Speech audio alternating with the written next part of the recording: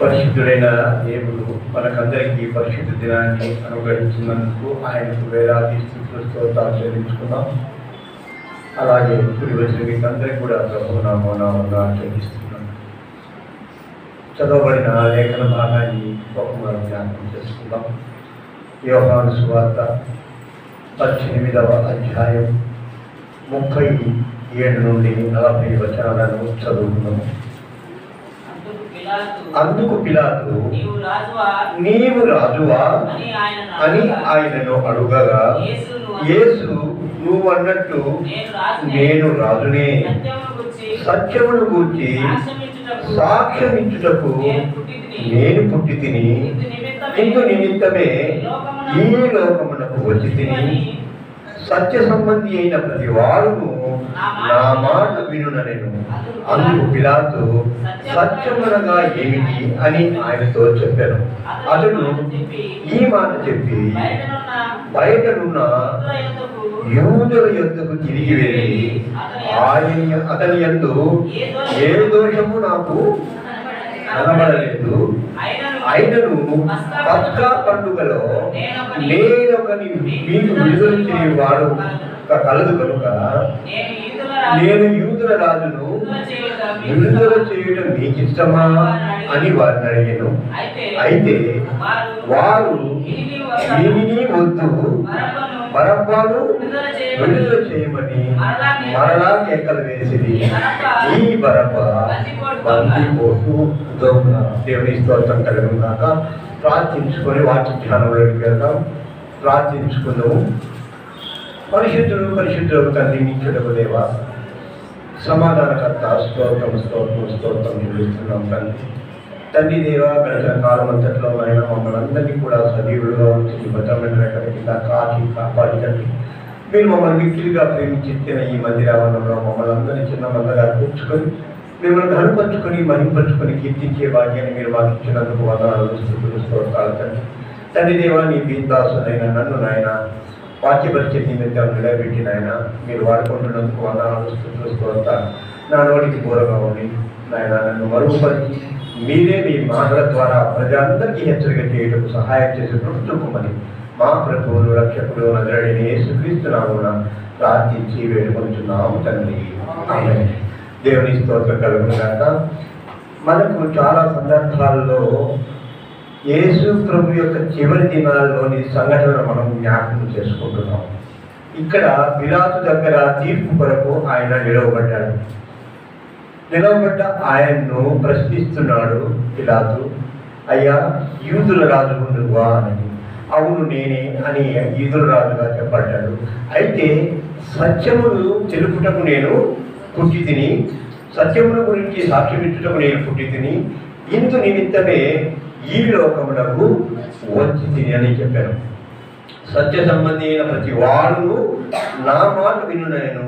అందుకు పిలాతు, సత్యమనగా ఏమిటి అని ఆయనతో చెప్పాడు. ఈ మాట చెప్పి వెంటనే ఆయన యూదుల దగ్గరకు వేరే పని మీద వెళ్ళిపోయినట్టుగా మనం చూస్తున్నాం. సత్యము అనగా ఏమి అని ప్రశ్న ప్రభుని యేసుక్రీస్తును పిలాతు అడిగాడు. అయితే ఇక్కడ కూలి వచ్చిన ప్రతి ఒక్కరిలో కూడా సత్యము అంటే ఏమిటి అనే అనుమానము ఉందని నేను అనుకుంటున్నాను. మీకు ఒక ప్రశ్న వేస్తున్నాను. ఎవరైతే పిలాతు యేసు ప్రభువును ప్రశ్న వేశాడో అదే ప్రశ్నను మీకు వేస్తున్నాను. సత్యం అనగా ఏమిటి? దేవుని వాక్యము. దేవుని స్తోత్రం కలుగును గాక. ఇంకా దేవుడే సత్యం. దేవుని స్తోత్రం కలుగును గాక. యేసే సత్యం. అంతేనా? ఇంకా ఏమైనా ఉన్నాయా? సత్యం అంటే ఏమిటి? ఒక సంఘటన జరిగినప్పుడు దానిని 10 మంది 10 రకాలుగా చెప్తారు. అయితే అందులో ఒక్కటి మాత్రమే సత్యం ఉంటుంది. ఆ సత్యము ఎవరు చెప్పేదిగా ఉంటుంది? అక్కడ ప్రత్యక్ష సాక్షిగా దొరికి కూలంకషంగా ఆది అంతమును వివరించుకుని ఆయనను ఆలోచన చేసిన వ్యక్తి మాత్రమే సత్యము చెప్పగలడు. అయితే మన పరిశుద్ధ లేఖనం తెలియజేస్తుంది సత్యం అనగా ఏమిటి అని అంటే, ప్రియమైన వాళ్ళ పూర్వకాలంలో జరిగిన సంగతి కానీ, ప్రస్తుతం జరుగుతున్న సంగతి కానీ, ఇక ముందు జరగబోయే సంగతి కానీ మార్పు లేనిదిగా ఉండాలన్నది పరిశుద్ధ లేఖనము తెలియజేస్తుంది. అది మాత్రమే సత్యము. ఇప్పుడు అమ్మగారు చెప్పినట్లుగా దేవుడే సత్యము, వాక్యమే సత్యము. వాక్యము ఎప్పుడు కూడా, ఎన్నడూ కూడా, ఎక్కడ కూడా మాననిదిగా ఉంది ప్రియమైన వాళ్ళ. అయితే చాలామంది ప్రవక్తలు చెప్పేవారుగా ఉన్నవారు, వాక్యాలను చెప్పేవారు, కానీ చాలా రకాలుగా వారి వారి మనసుకు తోచినట్లుగా చెప్తూ ఉన్నారు, మనము వింటూ ఉన్నాం. అయితే మనలో చాలా మందికి కూడా చాలా రకాలైన అనుమానాలు మనకు కలగవచ్చు. త్రిత్వం గురించి చాలా మంది డిస్కషన్ చేసుకుంటున్నారు ఈ మధ్య. త్రిత్వం గురించి మనకు ఎంతవరకు తెలుసు, మనకైతే ఎంతవరకు తెలుసు? వారు జ్ఞానులుగా ఉన్నవారు ఎన్నో రకాలుగా చెప్తున్నారు. అసలు త్రిత్వమే లేదు, ప్రభువే యెహోవాయే దేవుడు, యేసు ప్రభు దేవుడు కాదని కూడా చాలా మంది చెబుతూ ఉన్నారు. అయితే ఇక్కడ నిజమైన సత్యం ఏమిటి అని గ్రహింపు చేయాలంటే మనం ఏం చేయాలి? ఏం సత్యాన్ని గ్రహించుకోవాలి అని మనం అంటే మనం ఏం చేయాలి? వాక్యము చదవాలి, పరిశుద్ధ లేఖనాలు పరిశీలించాలి. పరిశీలించిన వాక్యాలన్నిటికీ కూడా మనకు అనుకూలంగా మార్చుకోగలగాలి, వాటిని అనుభవించే వారంగా మనం ఉండాలి ప్రియమైన వాళ్ళగా. ఒక దాసుడు ఒకనొక సందర్భంలో వాక్యం గురించిన మాటలు చెబుతున్నాడు ప్రియమైన వాళ్ళగా. ఏమిటంటే, వాక్యము చదువుట గొప్ప కాదు, వాక్యం వినుట గొప్ప కాదు, కానీ దాన్ని మనము అనుభవించుటే గొప్ప అన్న సంగతిని ఆ జ్ఞాని మనకు తెలియజేశాడు ప్రియమైన వాళ్ళ. అయితే మీలో ఎంతమంది వాక్యము చదువుతున్నాము, వాక్యము వింటున్నాము, వాక్యము ఆచరణను మనం ఎంతమంది పాటిస్తున్నాము? అదే సత్యము ప్రియమైన వాళ్ళ. సత్యం గురించిన మనమందరం కూడా ఎన్నో రకాల ఆలోచన చేస్తుంటాం. అబద్ధము కానిది సత్యముగా చెప్పబడుతుంది, అలాగనే మోసము చేయనిది యథార్థమైంది సత్యముగా చెప్పబడుతుంది. ఈ లోకంలో మనలో ఉన్న వారందరూ కూడా ఏదో ఒక సందర్భంలో సత్యవంతులుగా చెప్పబడుతూ ఉంటాం. అయితే మనమందరం పరిశుద్ధ లేఖనం చెప్తుంది, మనమందరం కూడా అబద్ధీకులమే. ఎలా అబద్ధీకులము అంటే, ఒక వ్యక్తితో మనం మాట్లాడే సమయంలో ఆ వ్యక్తి మీద భావన మనకు వేరేగా ఉంటుంది, మనం మాట్లాడే మాటలు వేరుగా ఉంటాయి. అప్పుడు మనం సత్యవంతులుగా చెప్పబడుతున్నామా, యథార్థవంతులుగా చెప్పబడుతున్నామా? మన అంతరాత్మే మనం హెచ్చరిక చేస్తూ ఉంటుంది. నీవు ఈ విధంగా ఆమెతో మాట్లాడావు, ఈ విధంగా ఆయనతో మాట్లాడావు, నీవు యథార్థవంతుడిగా ఆయనతో నిజమైన మాటలే మాట్లాడావా అనే నీ అంతరాత్మ నీకు హెచ్చరిక చేస్తుంది ప్రియమైన వాళ్ళగా. అయితే పరిశుద్ధ లేఖనాల్లోని కొన్ని మాటలను మనము ధ్యానము చేసుకుందాం. ఒక్కసారి చూద్దాం ప్రియమైన వాళ్ళగా. యోహాను సువార్త 14వ అధ్యాయము 6వ వచనం చూద్దాం ప్రియమైన వాళ్ళ.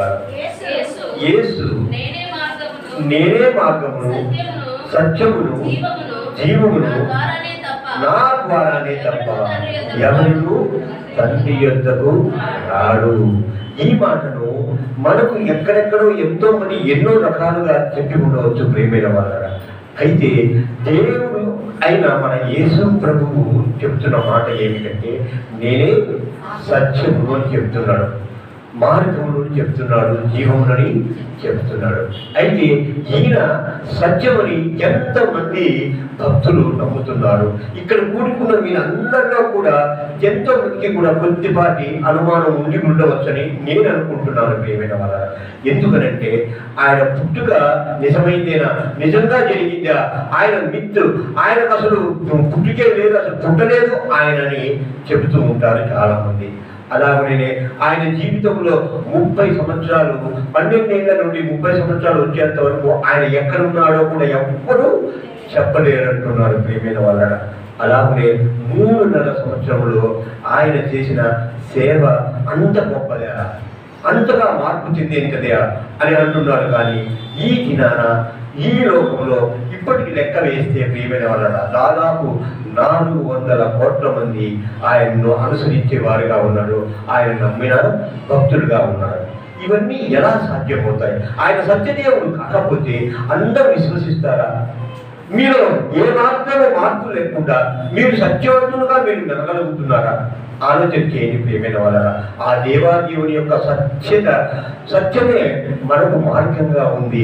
ఆయనే సత్యంగా ఉన్నాడని ఈ లేఖన భాగం మనకు తెలియజేస్తూ ఉంది. అలాగే గమనించినట్లయితే ప్రియమైన వాళ్ళరా, సత్యం అన్నది ఎప్పటికి కూడా మారనిది. ఆయన జీవితమే గొప్ప సత్యంగా మనకు కనబడుతుంది. ఆయన అంటాడు కదా, ఎవరైనా నువ్వు నాలో పాపం ఉన్నదని రూపించదనరా, ఎవరైనా కూడా నిరూపించగలరా అని అన్నాడు. మరి మీలో నాలో ఎవరైనా ఆ మాటను ఈ దినాన చెప్పగలమా ప్రియులారా? ఎవరైనా సరే మీ అంతరాత్మను మీరు హెచ్చరిక చేసుకుంటూ నేను పాపము లేని వాడిని, నేను పాపాత్ముని కాదు అని ఎవరైనా మనం చెప్పగలము? చెప్పలేదు.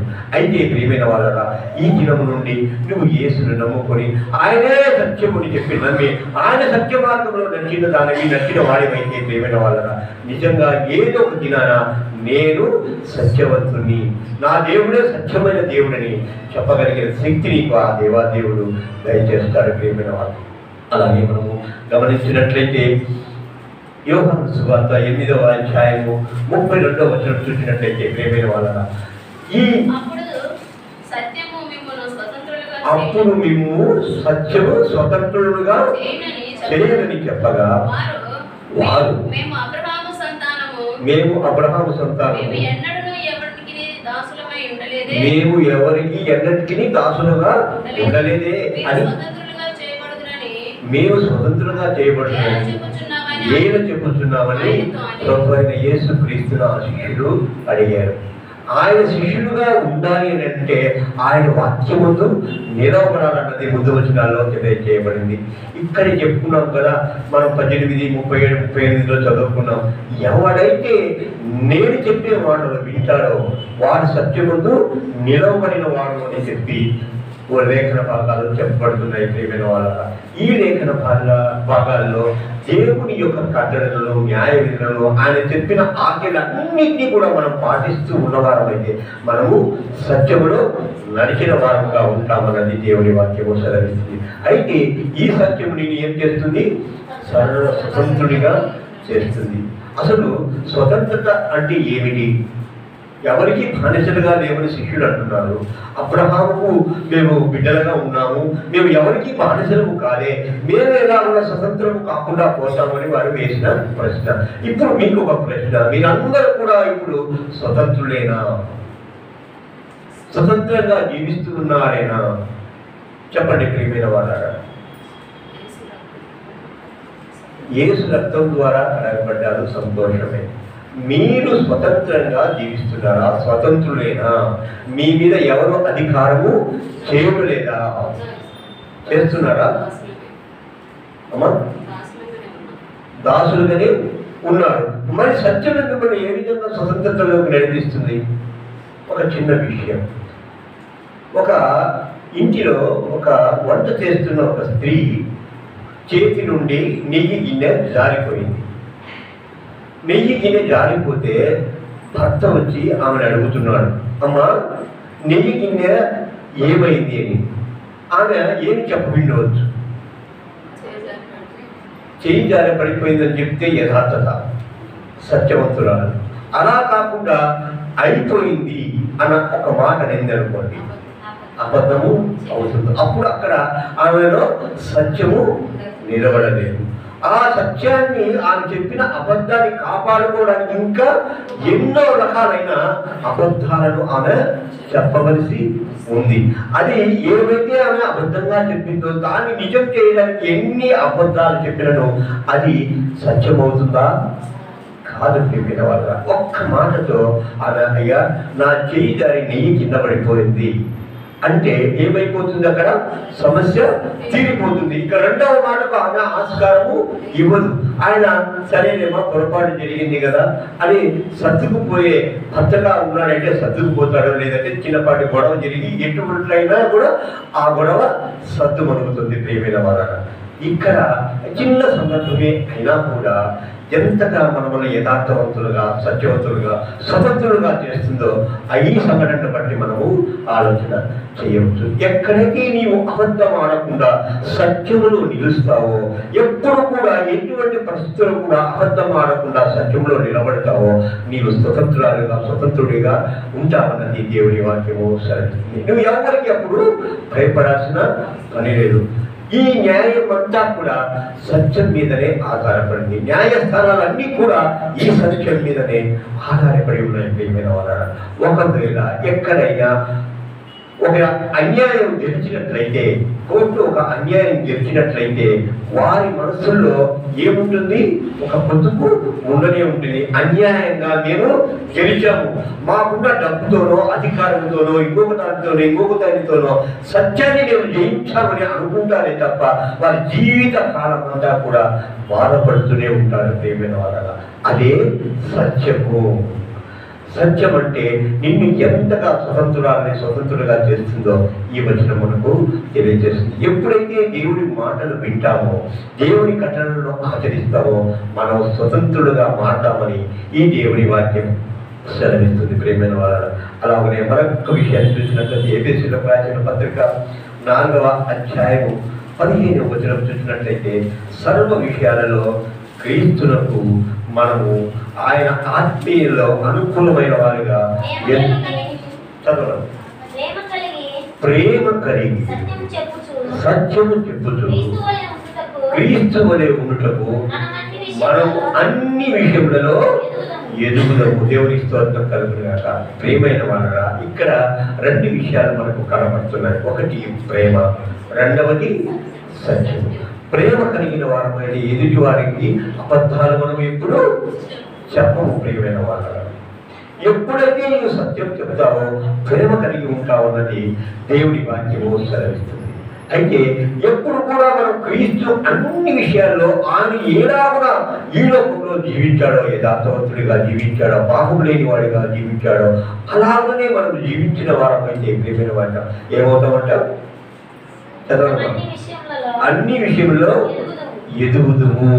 దేవునికి స్తోత్రం కలుగుగాక.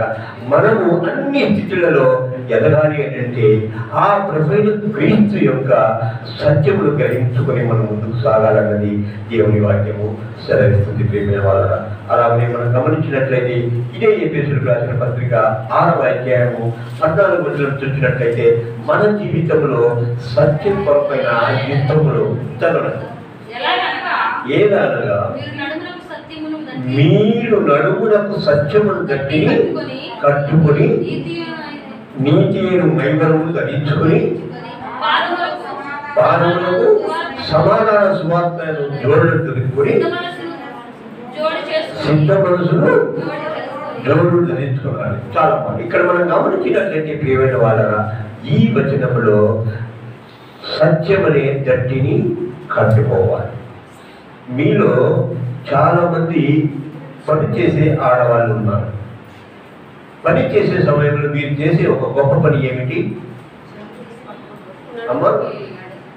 చెవులు నడుముకు చుట్టుకుంటారు. ఆ నడుముకు చుట్టుకోవడం వల్ల ఏమవుతుందమ్మా?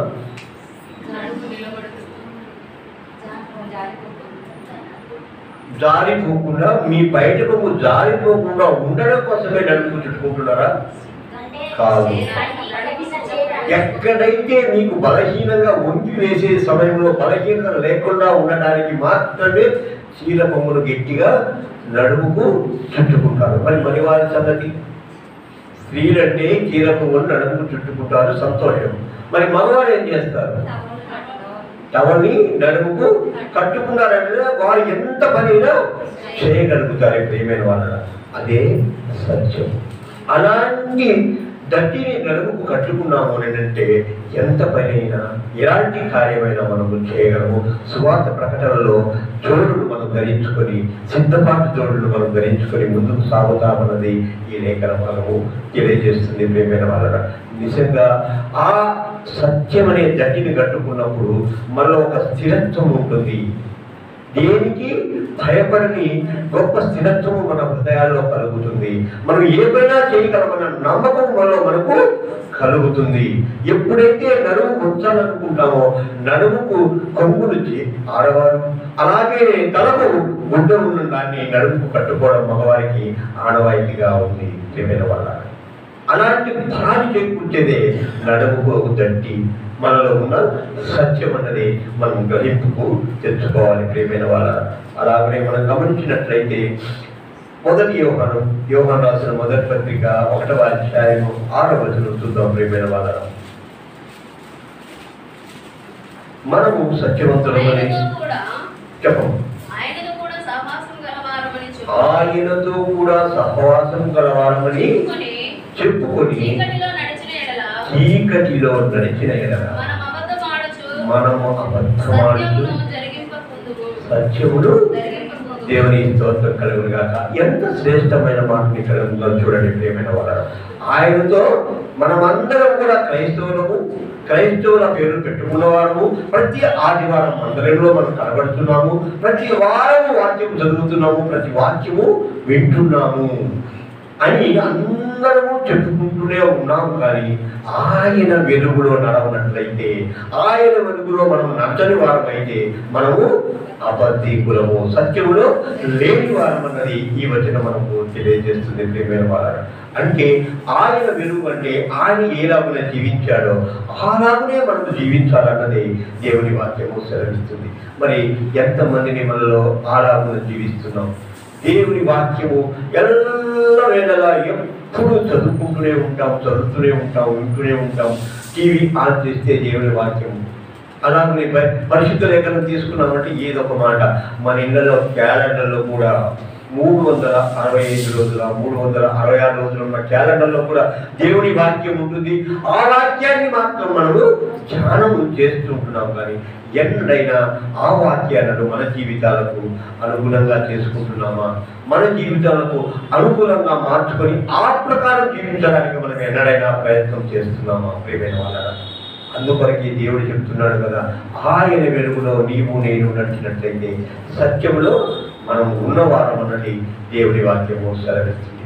అయితే ఇన్ని వాక్యాలు నేర్చుకుంటున్నాం, ఇన్ని మాటలు వింటున్నాం, ఎందరెందరో ఎన్నెన్నో రకాలుగా చెబుతున్నారు. కానీ మన ఆలోచన మాత్రం సత్యం వైపుగా వెళ్ళదు. ఎందుకంటే ఎవరమైనా కూడా సత్యాని కంటే కూడా అసత్యానికి ఎక్కువగా ఆకర్షితులవుతారు. ప్రియమైన వాళ్ళ ఎప్పుడైతే సత్యం ఉంటుందో సత్యానికి దూరంగా తొలగిపోదామన్న తపన తాపత్రయము మనలో చాలా మందికి ఉంటుంది. ఎందుకనంటే సత్యం చెప్పడం ద్వారా మనం ఎక్కడైనా ఇరుక్కుపోతామేమో. సత్యములు చెప్పినప్పుడు మనము అక్కడ ఉన్న పరిస్థితులను వివరించినప్పుడు మీరే చూశారు కదా, మీరే సాక్షులుగా ఉంటారన్నారేమో అని మనల్ని వారు సాక్షులుగా నిలబెట్టుకుంటారేమని ఎన్నో చోట్ల భయపడుతూ ఉంటాం. ప్రియమైన వాళ్ళ ఒకసారి ఒక సందర్భంలో నేను బస్సులో వెళ్తున్నాను. ప్రియమైన వాళ్ళ కుదిరికి బస్సులో వెళ్తున్నాను డ్యూటీకి. అక్కడ ఓవర్ బ్రిడ్జి పైన, రైల్వే బ్రిడ్జి పైన ఒక వ్యక్తి ఎగ్గులు పెట్టున్నట్టు, అంటే మరణ దశలో ఉన్నట్లుగా నాకు అనిపించింది. ప్రియమైన వాళ్ళ అప్పుడు 108 103 108కే కదా, 108కు ఫోన్ చేశాను. ఫోన్ చేస్తూనే సార్ మీరు ఎక్కడ ఉన్నారు అని అన్నాడు. అయ్యా నేను బస్సులో ఉన్నాను అంటే బస్సు దిగండి, బస్సు దిగి మీరు అక్కడ ఉండి ఆయన్ను పరిచయం చేయండి అని అంటున్నాడు. అది సాధ్యమవుతుందా? నేను డ్యూటీకి వెళ్ళాలా? డ్యూటీకి వెళ్ళకుండా దిగి ఆయన దగ్గరికి నేను వెళ్ళి ఆయన పరిచయం చేయాలా? ఏది మంచిది? ప్రియమైన వాళ్ళ అది కరోనా టైం. ఎంతగా ఆ సిచ్యువేషన్ ఎలా ఉంటుంది అని అంటే, నన్ను నేను కాపాడుకోవాలంటే నేను డ్యూటీ ఖచ్చితంగా వెళ్ళాలి. కానీ ఆయన నేను కాపాడాలంటే డ్యూటీ నుంచి దిగిపోవాలి. అయితే అయ్యా నేను నా పరిస్థితి ఇది, నేనైతే చెప్పాను నేను డ్యూటీకి ఖచ్చితంగా వెళ్ళాలి కనుక నేను వెళ్తున్నాను. కాకపోతే మీరు ఏదైనా నెంబర్ ఉంటే నీ నెంబర్ నా నెంబర్ నోట్ చేసుకోండి, మీతో తర్వాత అయినా మాట్లాడతాను. మీరు అక్కడ ఉన్న వారితో ఎవరైనా పరిశీలించుకొని మీకు కావలసిన సమాచారాన్ని తీసుకోండి. ఆయనకి మీరు ఏదైనా సేవ చేయగలిగితే చేయండి. ఏదైనా ఆర్థికంగా ఇబ్బంది అయితే నాకు ఫోన్ చేయండి, నేను చేయగలిగిన సహాయం చేస్తానని చెప్పి వెళ్ళిపోయాను. ప్రియమైన వాళ్ళ ఇందులో నేను సత్యవంతుడేనా? అమ్మా కాదు. నవ్వుతున్నారు అందరూ కూడా. నిజంగా చెప్పండి, వాస్తవంగా చెప్పండి, నేను సత్యవంతుడేనా? ఒక ప్రాణాన్ని కాపాడాలని అంటే మనం చాలా విషయాలను వదులుకోవాల్సి వస్తుంది. డ్యూటీకి ఆ రోజు పోకపోతే ఒకవేళ నాకు లీవ్ పడుతుందేమో, జీతం నష్టము జరుగుతుందేమో, కానీ ఇక్కడ ప్రాణం పోతే ఇబ్బందే కదా.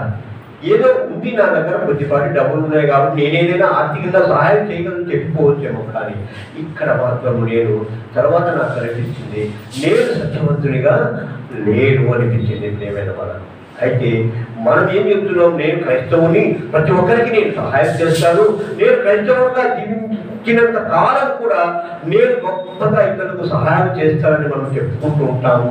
ఆయన వెలుగులో మనం నడుస్తున్నామని చెప్పుకుంటాము. కానీ ఇక్కడ నా జీవితంలోని ఈ సాక్ష్యమే ఒక అబద్ధికునిగా నన్ను నిలబడుతుంది. గమనించారా ప్రేమైన వాళ్ళ? ఆయన వెలుగులో నడిచిన వాడిని అయితే నేను దిగి ఆయన పరిచర్యలు చేసి ఆ 108 వచ్చేంత వరకు కూడా ఆగి ఆయన తీసుకుని హాస్పిటల్కి వెళ్ళి ఏమైతే అది జరిగిందని చెప్పి చివరి వరకు ఉన్నవాడినైతే నేను సత్యవంతుని, ప్రభు అయిన క్రీస్తు వెలుగులో నడిచిన వాడిగా ఉంటానని దేవుని వాక్యము సెలవిస్తుంది. ప్రేమైన వాళ్ళ, మన జీవితాల్లో ఎంతో మందికి ఎన్నో రకాలుగా సహాయం చేయడానికి అవకాశం ఉన్నను సహాయము చేయకుండా మానేస్తూ ఉంటాం.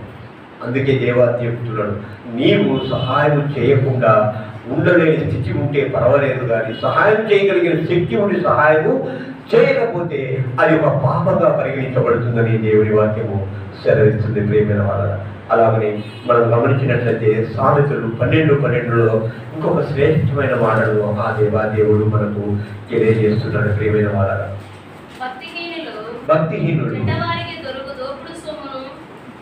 12:12 సామెతల గ్రంథము 12వ అధ్యాయము 12వ వచనం. భక్తిహీనుడు చెడ్డవారికి దోపుడు సొమ్మును అపేక్షించుదురు, నీతిమంతులు వేరు చిగురించును. పెదవుల వలనే దోషము అపాయం. క్షమించాలి, ఇక్కడ తప్పుగా వచ్చింది. అబద్ధికులు దేవునికి హేయులు. ప్రియమైన వాళ్ళ, సత్యవంతులు ఆయనకు ఇష్టడనే మాటను మనము ఆ లేఖన భాగాలను చూస్తాం. ఇక్కడ మనము గమనించినట్లయితే మనం ఎంతగా సత్యవంతులుగా జీవితాన్ని కొనసాగిస్తామో, సత్యవంతులుగా ముందుకు సాగుతామో, సత్యప్రియులుగా ఉంటామో ప్రియమైన వాళ్ళ, అప్పుడే దేవునికి ఇష్టలుగా ఉంటాము. ఎప్పుడైతే నీవు ఏ క్షణానైతే, ఏ దినమునైతే, ఏ గడియలో అయితే నీవు అబద్ధం ఆడతావో ఆయనకు హేయులుగా ఉంటావన్నది దేవుని వాక్యము సెలవిస్తుంది. ప్రియమైన వాళ్ళ, అలాగే గమనించినట్లయితే వాక్యమే దేవుడిని యోహాను సువార్త 1వ అధ్యాయం 14వ వచనంలో ఆయనే శరీరధారిగా భూమి మీదికి వచ్చి కృపాసక్తి సంపన్నుడిగా మన మధ్య నివసించినట్లుగా మనము చూస్తాం. ప్రియమైన వాళ్ళ, ఆయనే సత్యమని మనము గ్రహించాలి. అలాగనే మనం గమనించినట్లయితే ప్రియమైన వాళ్ళ, ఇదే యోహాను సువార్త 17:17 చూసినట్లయితే వాక్యమే సత్యం అనే మాటను మనం ఇక్కడ గమనించవచ్చు. ప్రియమైన వాళ్ళ, అలాగనే గమనించ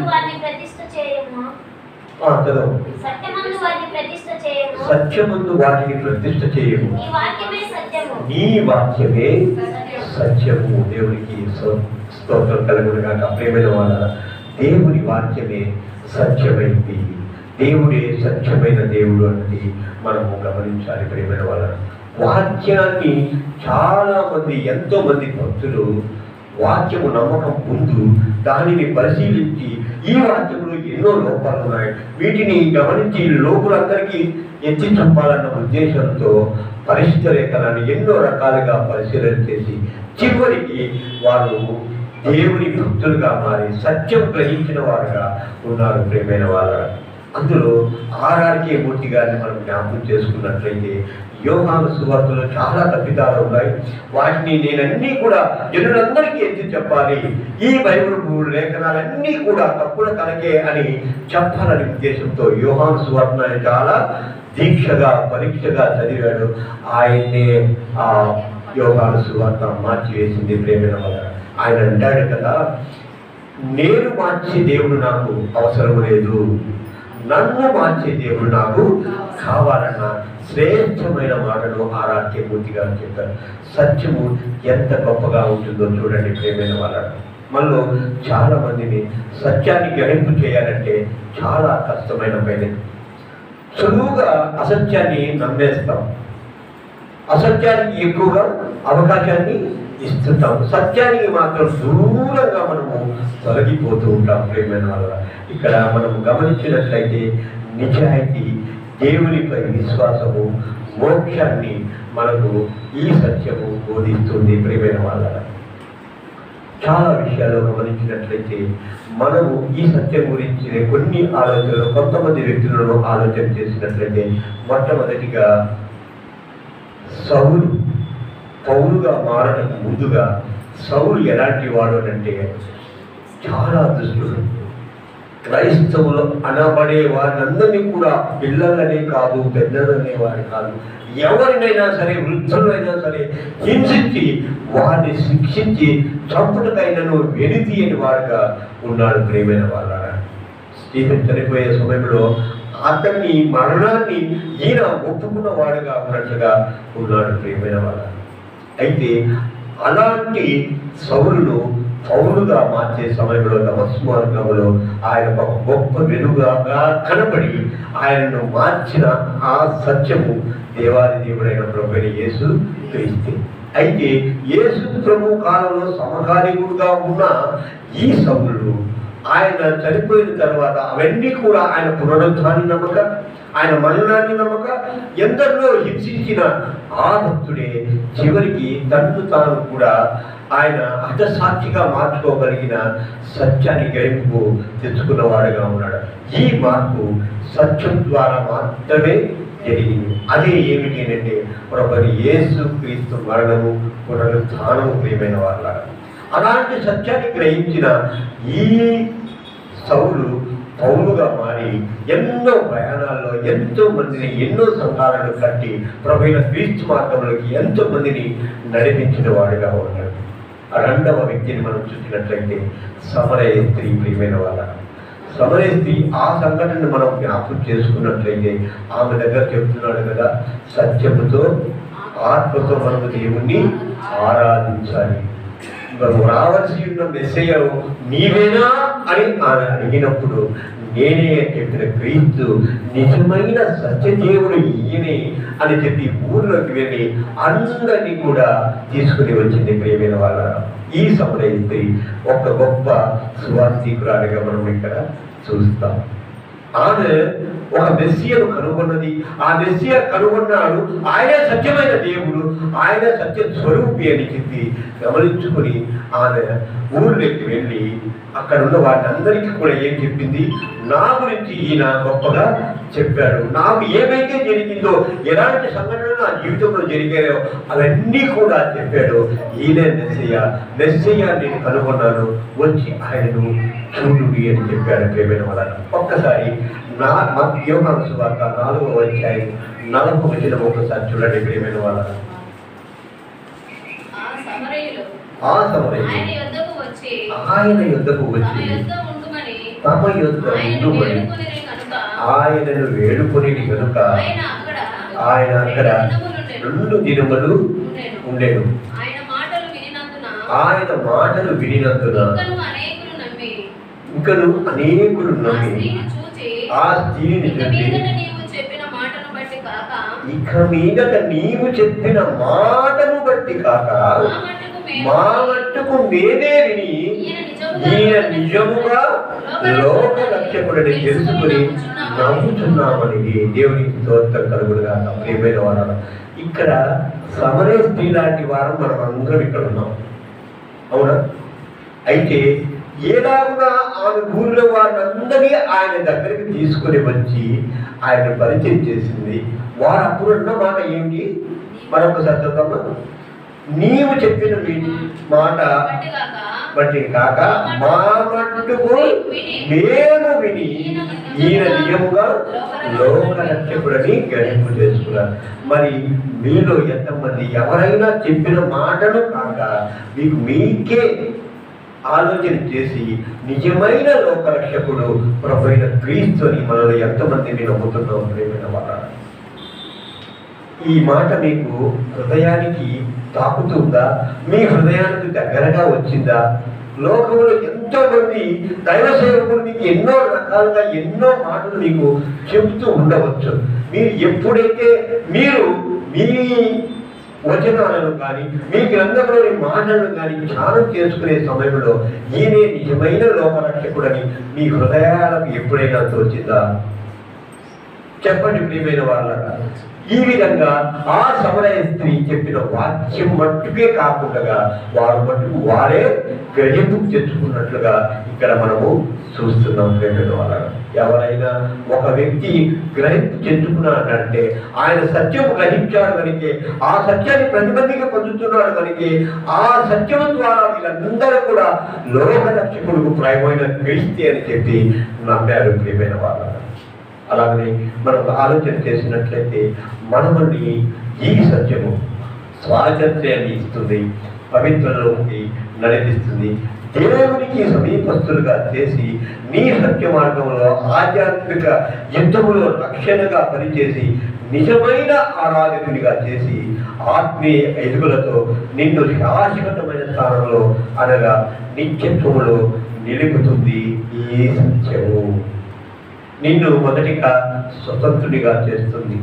వాక్యపు యొక్క లోతులు నిన్ను స్వతంత్రునిగా చేసి ఆ కట్టడలను ఎప్పుడైతే అనుసరిస్తూ ఉంటావో దేవునికి సమీపస్తుడుగా నీవు మారి, సమీపస్తురాలుగా మారి ప్రేమైన వాళ్ళ దేవునితో సహవాసం చేస్తూ ముందుకు సాగుతూ అలాగని ఆయన చెప్పిన మార్గాలలో సత్య మార్గంలో నీవు నడుస్తూ ఆధ్యాత్మికంగా గొప్ప వ్యక్తిగా ఎదుగుతూ ప్రేమైన వాళ్ళ ముందుకు సాగుతూ ఉంటావు. నిజమైన ఆరాధికుడిగా నీవు మారుతావు, ఆరాధికురాలుగా నీవు మారుతావు. అప్పుడే నిత్య జీవము నీకు ఇవ్వడానికి ఆ దేవాదేవుడు సిద్ధంగా ఉన్నాడన్నది మనము గమనించుకోవాలి ప్రేమైన వాళ్ళ. సత్యము మనము ఎలాంటి శక్తివంతమైనదో మనము గమనించాం. ఒకసారి పేతురు అనే వ్యక్తిని కూడా మనం గమనించినట్లయితే ముమ్మారు ఆయన ఏం చేశాడు? వణికాడు. సముద్రం మీద నడవడానికి భయపడ్డాడు. అలాంటి వ్యక్తి ప్రియమైన వాళ్ళ పరలోకపు తాళపు చెవులు ఆయనకు అప్పగించాడు ప్రభువైన యేసుక్రీస్తు. అలాగని ఆయన గొప్ప హతసాక్షిగా మారడానికి సత్యమనే మార్గాన్ని చూపించాడు ప్రియమైన వాళ్ళ. తను ఏమిటో, తన యొక్క స్థితిగతులు ఏమిటో, తనలాంటి జీవనాన్ని మీరు ఎలా గడపాలో ఒక పేతురుకు గొప్పగా నేర్పించాడు. ముమ్మారు ప్రశ్నించాడు ప్రేమైన వాళ్ళ. నీవు నన్ను ప్రేమిస్తున్నావా? నీవు నన్ను ప్రేమిస్తున్నావా? అయితే నా గొర్రెలను కాయము, నా గొర్రెల పిల్లలని కాయము, నా యొక్క సంఘాన్ని కట్టుము నువ్వు అని చెప్పి ముమ్మారు కూడా ప్రభువైన యేసుక్రీస్తు ఆయనకు సంఘాన్ని కట్టే శక్తి గొప్పగా ఇచ్చాడు ప్రేమైన వాళ్ళ. ఒక్క దినానే 5,000 మంది బాప్తిసం తీసుకున్న వారుగా ఉన్నారు ఆయన వాక్యము ద్వారా. అలాగే 3,000 మంది కూడా బాప్తిసము పొందినట్లుగా మనము లేఖనాల్లో చూస్తున్నాం ప్రేమైన వాళ్ళ. చూడండి ఎంత గొప్ప శక్తి దేవాది దేవుడు తన సత్యం ద్వారా ఇవ్వకపోతే అంత గొప్పగా జనాలను మార్చగలుగుతాడు ప్రేమైన వాళ్ళ. అలాగే ఆయన హతసాక్షిగా మారడానికి ప్రభువైన యేసుక్రీస్తు నిలువుగా సిలువ వేయబడ్డాడు. నేను తలకిందులుగా సిలువ వేయండి నన్ను అని చెప్పిన గొప్ప హతసాక్షిగా పేతురు ఉన్నాడు ప్రేమైన వాళ్ళ. ఇలా మనము ఇంకొక వ్యక్తిని మనం జ్ఞాపకం చేసుకున్నట్లయితే పొట్టి జక్కయ్య. పొట్టి జక్కయ్య జీవితాల్లో మనం చూసినట్లయితే ఆయన చూడడానికి ఆయన ఒక చెట్టు ఎక్కాడు ప్రేమైన వాళ్ళ. పొట్టిగా ఉన్నవాడు కనుక చెట్టు ఎక్కాడు. చెట్టు ఎక్కి ఆయన చూస్తున్నాడు ప్రభువైన యేసుక్రీస్తు. అప్పుడు ఆయన్ను ఏమని పిలిచాడు? నేను జక్కయ్య ఇంటికి దిగిరా, నేను నీ ఇంట ఈ దినాన ఉండవలసి ఉన్నది. అలాంటి వ్యక్తి మారాడు ప్రేమైన వాళ్ళ. ఎలా మారాడు? ఆయన సత్యంలో నడిచి ఉన్నవాడు కనుక ఆయన సంపాదించుకున్న సుఖపు గుర్తదాడైన ఆయన అన్యాయంగా సంపాదించిన ఆస్తికి 4 ఇతరులకు ఇస్తాడని చెప్పాడు. ఎక్కడైతే తను మోసం చేసి సంపాదించుకున్నాడో నా ఆస్తిని అందరికీ కూడా బీదలకు సహభాగము ఇస్తానన్నాడు ప్రేమైన వాళ్ళ. మరి మీలో ఎంతమంది ఎవరినైనా మోసం చేసి సంపాదించిన ఆస్తిని మీరు ఎవరికైనా ఇవ్వగలుగుతున్నారా? కొని మీరు ఎక్కువగా మోసం చేసి మీరు ఆస్తి కూడబెట్టుకున్న వారమైతే ఆ ఆస్తి బీదలకు పంచాలని మీరు ఆశపడుతున్నారా? చూడండి ప్రేమైన వాళ్ళ, జక్కయ్యలో ఎంత గొప్ప మార్పును ఆ దేవాదేవుడు తన సత్యము ద్వారా తెలియజేశాడు. ఆ సత్యాన్ని గ్రహించిన ఈ జక్కయ్య మార్పు చెంది గొప్ప భక్తుడుగా వెలుగుతాడు ప్రియమైన వాళ్ళ. ఇలా నీ జీవితాల్లో నా జీవితాల్లో స్వాతంత్ర్యాన్ని కోల్పోని వారంగా సత్యములో నడిచే వారంగా ఉంటే మనకు స్వాతంత్ర్యం దొరుకుతుంది, ఆత్మీయంగా బలపడతాము. అలాగే దేవుని యొక్క సమీపత్వం మనకు ఎక్కువగా కలుగుతుంది.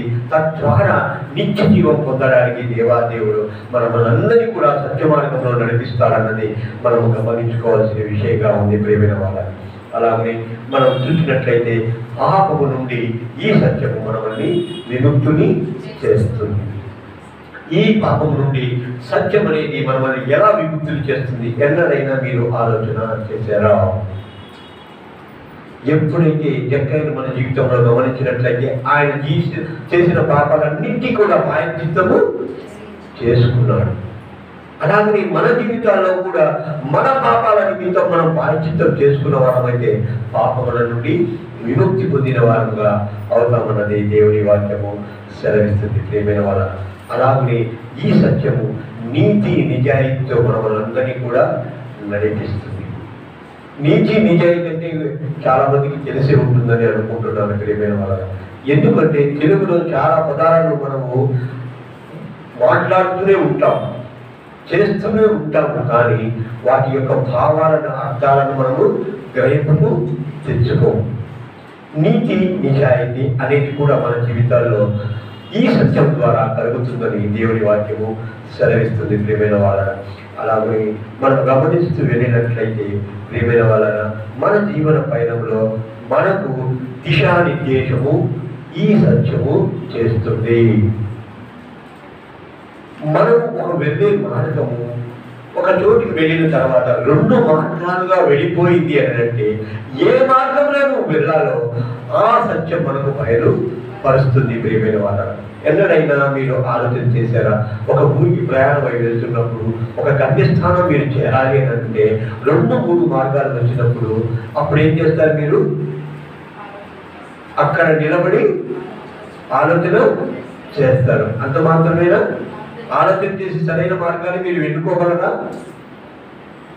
ఎన్నుకోలేదు. ప్రార్థన చేస్తారు. ప్రార్థన చేసుకొని కూడా మీరు సరైన మార్గాన్ని ఎన్నుకోగలరా? లేదు. ఏం చేస్తారు చెప్పండి ప్రియమైన వాళ్ళ? 4 మార్గాల్లో మీరు నిలబడి ఉన్నారు సెంటర్లో. ఒక మార్గం కూడా వెళితేనే మీ గమ్యస్థానాన్ని మీరు చేరగలరు. అటువంటి స్థితిలో ఎవరిని అయినా అడగకుండా మీరు వెళ్ళగలరా? అడుగుతారు కదా. అప్పుడు మీకు ఆయన సత్యమే చెబుతున్నాడన్న ఛాస అయితే కలుగుతుందా? నమ్మకం అయితే కలుగుతుందా? కలుగుతుంది. అలాగనే నీవు ఎక్కడైతే నీ ఆధ్యాత్మిక జీవితంలో నీ యొక్క ఆధ్యాత్మిక బలాన్ని చేకూర్చుకునే విధానంలో ప్రభువు యేసు క్రీస్తే నీకు మార్గాన్ని నిర్దేశిస్తారని, అందుకొరకే నీకు ఆత్మను నీలో ఉంచాడన్నది మనము గమనించాలి ప్రియమైన వాళ్ళ. ఎప్పుడైతే మనం తప్పు మార్గంలో వెళ్ళాలని మనం ప్రయత్నం చేస్తూ ఉంటామో అప్పుడు మన ఆత్మ మనల్ని హెచ్చరిక చేస్తూ ఉంటుంది. ఆ ఆత్మ హెచ్చరిక ద్వారా మనము ఆ దిశానిర్దేశం ద్వారా సత్య మార్గంలోనే మనము ప్రయాణం చేస్తామన్నది దేవుని వాక్యము సెలవిస్తుంది ప్రియమైన వాళ్ళ. అలాగనే మనము ఎన్నో రకాలుగా ఆధ్యాత్మిక జీవితంలో బలాన్ని ఇస్తుంది. శోధనల నుండి కూడా నేను సత్యము దూరపరుస్తుంది ప్రియమైన వాళ్ళ. ఎలాగున శోధన మనల్ని దూరం చేస్తుంది? ఆలోచన చేయండి ప్రియమైన వాళ్ళ. దేవుని వాక్యము నీకు ఆదరణను ఇస్తుంది. ఎప్పుడైతే నీవు శోధన చెందుతున్నావో, శోధనలో ఉన్నావో, ఆ శోధన దేవుని వాక్యం నిన్ను ఏం చేస్తుంది? బలపరుస్తుంది. ఆత్మీయంగా నేను గొప్పగా మార్చి నీవు భయపడాల్సిన పని లేదు. ఈ శోధనలో నేనే నీకు మార్గము సత్యము జీవమునని ఆ దేవాదేవుడు తెలియజేస్తూ ఆయన యొక్క సత్యాన్ని నీకు నాకు తెలియజేసి ఆ శోధన నుండి కూడా మనల్ని దూరపరిచే దేవుడిగా మనకు ఉన్నాడన్నది, ఈ సత్యాన్ని మనము గ్రహించాలన్నది దేవుడి వాక్యము సెలవిస్తుంది. ప్రేమైన వాళ్ళ అలాగనే మనం గమనించాలంటే అబద్ధాల నుండి కూడా మనకు రక్షణను కలిగిస్తుంది. అబద్ధం చెప్పుట ద్వారా ఇతరుల నుండి మనం రక్షణను పొందలేము. వాస్తవము నిజము చెప్పుట ద్వారా, సత్యము చెప్పుట ద్వారా మనకు రక్షణ కలుగుతుందని దేవుని వాక్యము సెలవిస్తుంది. ప్రేమైన వాళ్ళ అతి ముఖ్యమైనది ఏమిటి అంటే దేవుని సాన్నిధ్యంలో ఉన్న శాంతి, సమాధానము, ఆనందాన్ని మనము ఈ సత్యము ద్వారా పొందుకుంటాం. ప్రేమైన వాళ్ళ నిజంగా మనము ఎంతగా సత్యవంతులుగా సన్మార్గులుగా ఉంటామో మనం ఎవరికి భయపడకుండా ఎంతో సంతోషంగా ఉంటామన్నది మన గుండెల మీద చెయ్యి వేసుకొని మనము చెప్పవచ్చు. ప్రేమైన వాళ్ళ అవునా కాదా? ఎంతగా మనం సత్యవంతులుగా ఉంటామో, ఎంతగా మనం సత్య జీవనం చేస్తున్నామో అటువంటిప్పుడు మనం ఎవరికి కూడా భయపడాల్సిన పని లేదు. అటువంటి స్థితిలో దేవాదేవుని యొక్క ఆనందము, శాంతి నీకు ఆయన సన్నిధానంలో దొరుకుతుందని మనము గమనించాలి. లేఖనాల ద్వారా మనం తెలుసుకోవాలి. ప్రేమైన వాళ్ళ అలాగనే మనం గమనించినట్లయితే ఒక రోగి అయిన బలహీనుడిని దేవాదేవుడు తన సత్య మార్గం నుండి బయటికి తెస్తాడు. ప్రేమైన వాళ్ళ మన జీవితాల్లో చాలామంది తాగుబోతులు, తిరుగుబోతులు, దేశ దిమ్మలుగా ఉన్న వారందరూ కూడా మారి ప్రియమైన వారు దేవుళ్ళు నడిచేవాడుగా ఉన్నారు. మనలోని చాలా మంది సాక్షి బిడ్డలుగా ఉన్నారు.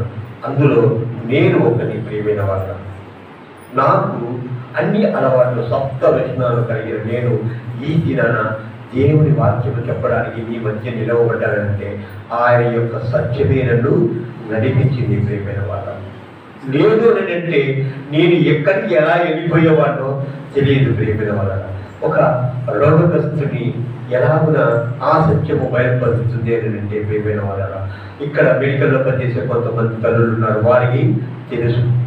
అలాగనే కొంతమంది సాక్షి బిడ్డలుగా ఉన్నారు. నిన్న ఒక తల్లి ఫోన్ చేసి చెప్తా ఉంది, అమ్మా నీవు ప్రార్థన చేస్తూనే ఆమె ఐసీయూలో ఉన్నదంతా కూడా డిశ్చార్జ్ అయ్యి ఇంటికి వచ్చింది.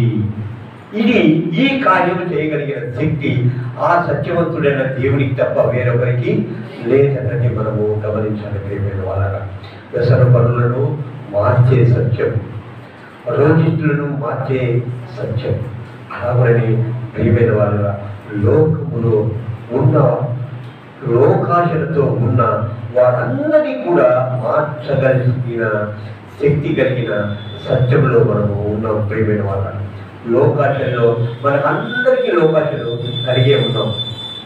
పూర్ణకాలం మనమందరికీ కూడా ఈ లోకాశలు ఖచ్చితంగా ఉండే తీరుతాయి. వీటిని జయించాలంటే కూడా సత్యదేవుడైన ఆ యేసు ప్రభువును మనము ఆశ్రయించాలి. ప్రియమైన వాళ్ళ లోకాశను మనం దూరం చేసుకోవాలి అంటే, లోకములో మనము అంటనట్టు ఉండాలంటే, ఎప్పుడైతే లోకమును మనం ప్రేమిస్తామో దేవునికి విరోధమైన వారుగా మనం ఉంటామన్నది దేవుడి వాక్యము సెలవిస్తుంది. అలాంటి లోకాశలు కలిగిన మనం అందరినీ కూడా ఈ సత్యము లోకాశల నుండి మనల్ని దూరపరుస్తుంది. ప్రియమైన వాళ్ళ అలాగనే మనము గమనించినట్లయితే ప్రియమైన వాళ్ళ మనములో అసత్యము నుండి సత్యములోనికి నడిపిస్తుంది. ప్రియమైన వాళ్ళ ఈ సత్యం అయితే మనము మోసపరిచే దాంట్లోనూ మోసపరచబడటంలో కూడా మనకు ఈ సత్యము గ్రహింపుకు తెస్తుంది. ప్రియమైన వాళ్ళ ఎవరైనా నిన్ను మోసం చేస్తున్నారు అని అంటే ఆ మోసం యొక్క స్థితిని ఈ సత్యము నీకు తెలియజేస్తుంది. మీరు అలాంటి అనుభవాన్ని ఎవరైనా కలిగి ఉన్నారో లేదో నాకైతే తెలియదు, కానీ దేవుని హెచ్చరిక, వారు నిన్ను మోసం చేస్తున్నారు, ఆమె నిన్ను మోసం చేస్తుందని చెప్పి హెచ్చరికలు మనం ఎన్నోసార్లు పొందుకున్న వారుగా ఉంటాం. అలాగే మనం ఇతరులు మోసం చేసే సమయంలో కూడా మనం నీవు మోసం చేస్తున్నావు, వారిని మోసగించుతున్నామని మనమల్ని కూడా ఆ దేవాదేవుడు తన సత్యము ద్వారా హెచ్చరిక చేసిన వాడుగా ఉంటున్నాడు. ప్రియమైన వాళ్ళ ఇలాంటి సందర్భాలను కూడా మనము జ్ఞాపకం చేసుకోవాలని దేవుడి వాక్యం సెలవిస్తుంది. నరహంతకులుగా ఉన్న వారిని కూడా ఈ సత్యము మార్పులోనికి రానిచ్చింది. ప్రియమైన వారు ఎంతో మంది ఎన్నో రకాలుగా హత్యలు చేసి ఆ హత్యల నుండి వారు ఏం చేశారంటే ప్రియమైన వారు తిరిగి ఆ హత్యలు చేయకుండా వారిని మార్చుకొని సత్య మార్గంలో నడిచిన వారుగా చాలా మందిని వారి సాక్ష్యాల ద్వారా మనము చూస్తున్నాం. కువైట్లో ఈ మధ్యనే యూట్యూబ్లో చాలా మంది చూసే ఉంటారు. కువైట్ రాజు ముస్లింగా ఉన్న ఆయన దేవునిలోకి నడిచాడంటే సత్యాన్ని గ్రహించాడు కనుకనే ఆయన నడిచాడు. ప్రియమైన వాళ్ళ మనం సత్యం సత్యం సత్యం అని చెప్తూనే ఉన్నాము. అందరికీ సత్యాన్ని ఎంతవరకు మీరు గ్రహిస్తున్నారో లేదో నాకైతే తెలియదు. కానీ ప్రియమైన వాళ్ళ ఇక ముందుగా మీరందరూ కూడా ఎప్పుడైనా సరే సమయం దొరికినప్పుడంతా కూడా పరిశుద్ధ లేఖనాలను చదవాలని మనం చేస్తున్నాను. ప్రియమైన వాళ్ళ అలాగనే మనం చూసినట్లయితే ప్రియమైన వాళ్ళ దేవుని మహిమను కూడా ప్రకటిస్తూ సత్యంలో నడిపించేవారుగా చాలా మంది ఉన్నారు. వారి జీవితాల్లో మార్పు చెంది దేవుని వాక్యాలను ప్రకటిస్తూ ముందుకు సాగేవారుగా చాలా మందిని మనము చూస్తూ ఉన్నాం. దేవుని మహిమను ప్రకటించడంలో నీవు నేను కూడా పాలిభాగస్తులు కావాలని దేవుని వాక్యము సెలవిస్తుంది. ప్రియమైన వాళ్ళ అలాగే మనం చూసినట్లయితే దేవుని సేవలో ఉంటూ సాక్ష్యం ఇచ్చేవారుగా ఉంటూ క్రీస్తులో పాతవి గతించను అన్నీ కూడా నూతనమైనవిని ఈ సత్యము మనకందరికీ కూడా తెలియజేస్తుంది.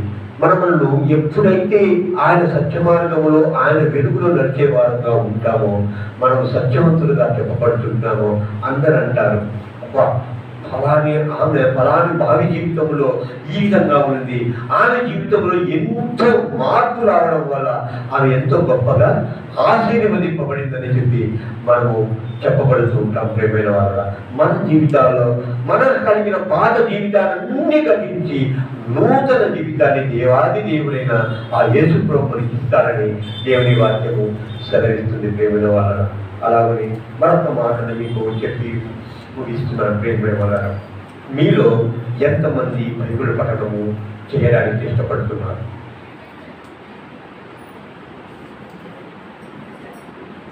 బైబిల్ పఠనం చేయడానికి చాలా మంది ఇష్టపడుతున్నారు. దేవునికి స్తోత్రం కలుగుగా. చదివిన లేఖన భాగాలను ఎంతమంది గుర్తు పెట్టుకుంటున్నారు? దేవునికి స్తోత్రం. ఈ గుర్తు పెట్టుకున్న లేఖన భాగాలను మన జీవితాలలో ఇదే సత్యం అని చెప్పి ఎంతమందిని ప్రకటిస్తున్నాం? లేఖన భాగాలు చదివేవారు 50 మంది ఉన్నారు. వాటిని జ్ఞాపకం పెట్టుకున్నవారు ఒక 10 మంది ఉన్నారు. ఎవరు ఈ 10 మందిలో వాక్యాన్ని మన జీవితాల్లో అన్వయించుకొని పాటిస్తున్నాం? ఎంతమంది పాటిస్తున్నారు? దేవుని స్తోత్రం కలుగుగాక. చాలా కొద్ది మంది కనబడుతున్నారు. ఎప్పుడైతే ఈ వాక్యాన్ని మీరు పాటిస్తారో అనుసరిస్తారో మీరే సత్యవంతులుగా ఉంటారు. మీరు చెప్పిన ఏ మాట కూడా ఎక్కడైనా సరే దానికి తప్పు చెప్పేవారు ఎవ్వరు ఉండరన్నది దేవుని వాక్యం సెలవిస్తుంది. ప్రేమైన వాళ్ళ మన జీవితాల్లో వాక్యం చదవడం గొప్ప సంగతి కాదు, వాక్యం వినడం గొప్ప సంగతి కాదు, కానీ మన అనుభవానికి ఆ వాక్యాన్ని తీసుకురావడమే గొప్ప సంగతి అన్నది నేర్చుకోవాలని దేవుని మాటల ద్వారా మీకు హెచ్చరిక చేస్తూ ఈ మాటలను ముగిస్తున్నాం. ప్రార్థించుకొని వాక్యాన్ని ముగించుకుందాం. ప్రార్థించుకుందాం. పరిశుద్ధుడు పరిశుద్ధుడు తండ్రి, నిత్యుడు లేవా, సమాధానకర్త, స్తోత్రం స్తోత్రం స్తోత్రం తండ్రి. తండ్రి దేవ, సత్యముల గురించి మీ యొక్క మాటల ద్వారా నాయన మేము సత్యవంతులుగా మాట్లాడు సహాయం చేయండి, కృప చూపండి. మీ వాక్యం నేర్చుకొని నైనా ఆ వాక్యంలోని అనుభవంలో నాయన మేము నడుచుటకు సహాయం చేయండి, కృప చూపండి. ఎప్పుడు కూడా నాయన అబద్ధమాలని వారిగా సత్యవంతులుగా మమ్మల్ని అందరినీ రూపుదిద్దామని వేడుకుంటున్నాం తండ్రి. మీ వెలుగులో సత్య మార్గంలో మేము నడిచినైనా నిజ క్రైస్తవులుగా మేమందరం జీవించుటకు సహాయం చేసి కృప చూపమని మా ప్రభువును రక్షకుడు నజరేయుడైన యేసుక్రీస్తు నామమున ప్రార్థించి వేడుకొంటున్నాం తండ్రి. ఆమేన్.